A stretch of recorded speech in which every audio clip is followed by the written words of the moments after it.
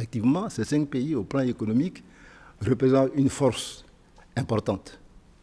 Et le président chinois a parfaitement raison de dire qu'ils sont à mesure de façonner la politique internationale, l'environnement économique et politique international.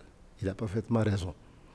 Et ils en ont les moyens, les BRICS en ont les moyens, au plan économique et au plan politique, au plan idéologique aussi, puisque ce sont des pays qui prônent une pensée qui tend donc à demander à chaque pays de développer sa propre voie économique. Contrairement à ce qui se voit aujourd'hui avec les Occidentaux, qui obligent tout le monde à se fondre dans le moule capitaliste. Donc aujourd'hui, les BRICS apportent des pensées nouvelles, des comportements nouveaux, et pour montrer que chaque pays a droit au développement. Chaque pays a droit au développement, mais en même temps, chaque pays a le droit de choisir sa voie de développement. Donc, tous ces éléments-là vont avoir un impact important sur l'échiquier international.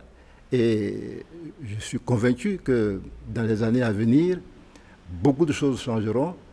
Et ce qui se voit aujourd'hui et qui montre les États-Unis comme étant le phare du monde et le gendarme du monde, tout cela pourrait effectivement changer très rapidement.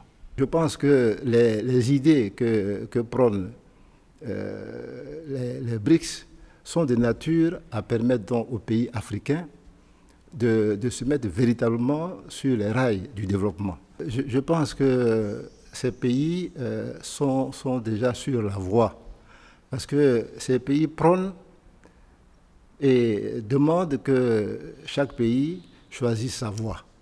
C'est important. Et ces pays prônent la coopération et non la domination. L'indépendance et non la dépendance.